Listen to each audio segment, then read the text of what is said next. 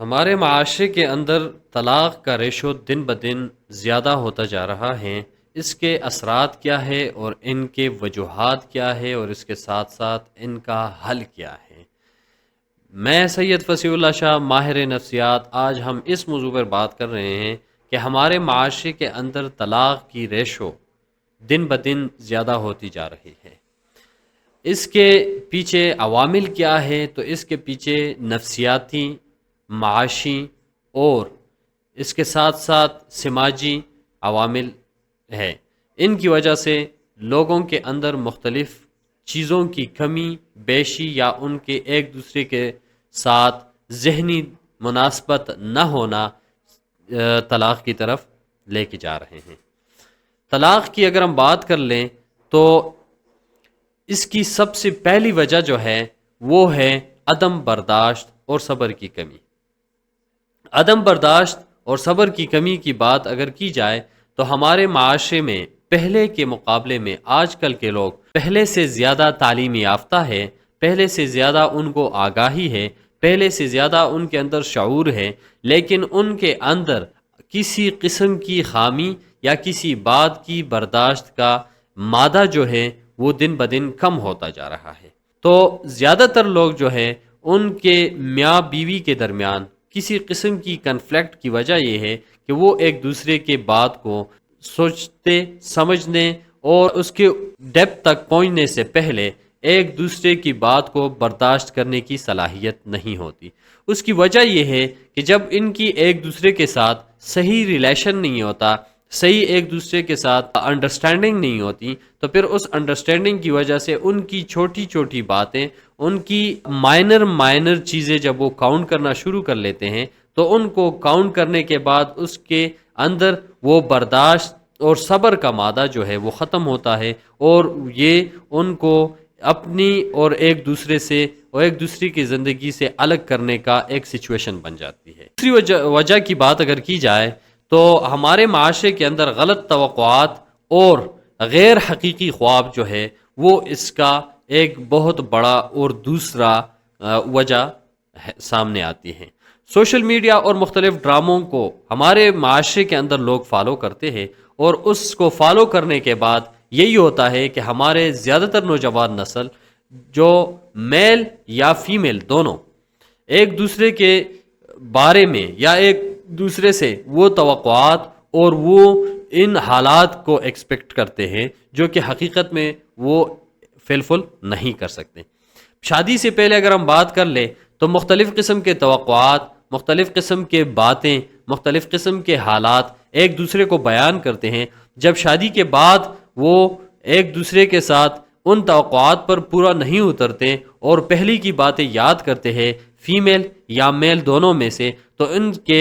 اس وجہ سے ان کے اندر ایک کنفلکٹ آتی ہے، اور وہ کنفلکٹ ان کو آخر کار ایک دوسرے کو الگ کرنے پر مجبور کرتی ہے۔ تو یہ دوسری وجہ ہے کہ ان کے توقعات ایک دوسرے سے بڑے ہوتے ہیں، اور پھر وہ توقعات وہ فلفل نہیں کرتے، تو یہ بھی طلاق کی ایک وجہ ہوتی ہے۔ ہمارے پاس جو ہے وہ معاشی دباؤ ہے، یعنی وہ فائنینشیل سچویشنز ہیں۔ فائنینشیل سچویشن کا مطلب یہ ہے کہ شادی کے بعد لوگوں کے اندر مہنگائی اور بے روزگاری کا ڈر اور اس کی مالی مسائل کی وجہ سے ان کے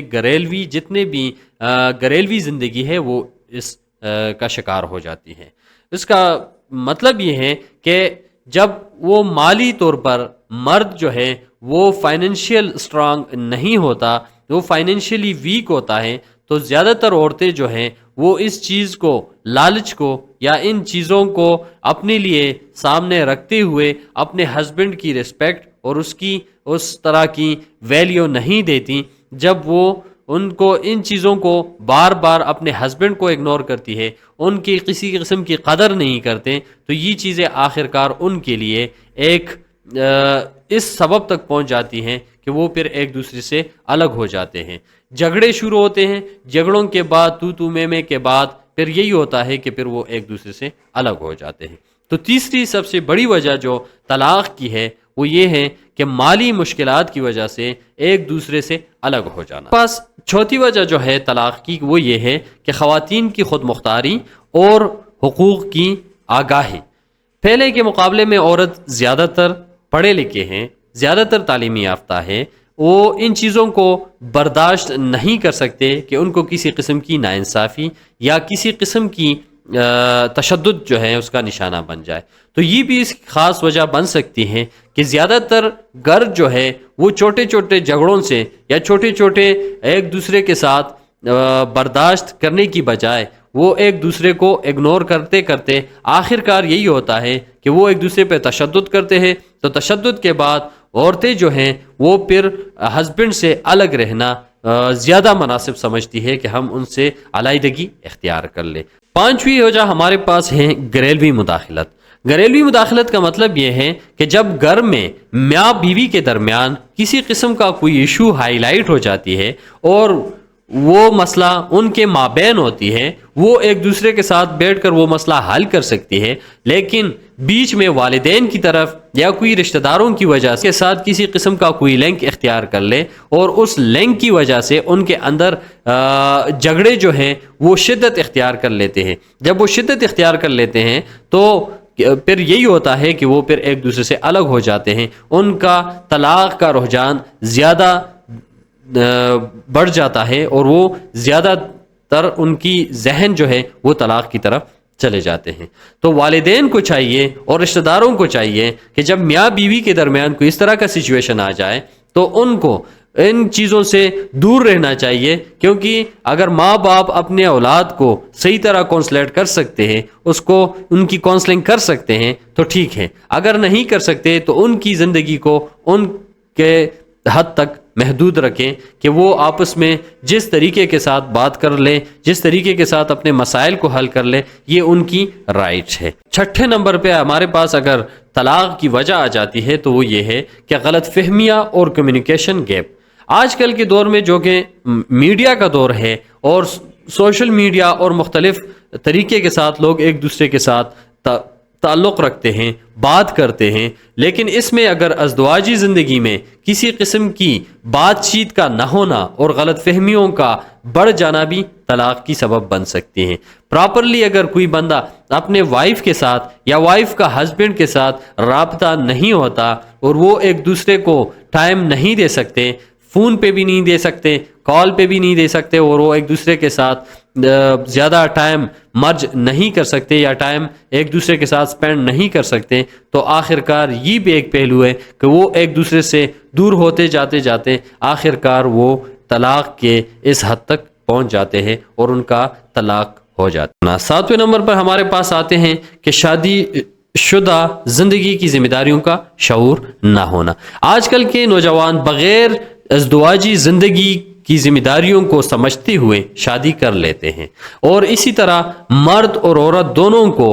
شادی کے بعد کی جتنی بھی ذمہ داریاں ہیں اس کے بارے میں کسی قسم کی آگاہی نہیں ہوتی. جب ان کو آگاہی نہیں ہوتی اور اس کو پراپر کوئی بندہ گائیڈ نہیں کرتا تو یہ ایک کنفلکٹ بنتا ہے اور آخر کار ان دونوں کے درمیان ایک جو پازیٹیو ریلیشن ہے وہ نیگیٹیو کی طرف جا رہا ہوتا ہے اور آخر کار وہ ایک دوسرے سے الگ ہوتے جا رہے ہیں. تو اس میں سب سے بڑا رول یہ ہے کہ شادی جس بندے کی شادی ہو، یعنی جس مرد کی ہو یا جس عورت کی ہو، ان کو اپنے ماں باپ سے یا کسی اور سے شادی کے بعد کی ذمہ داریاں جو ہیں وہ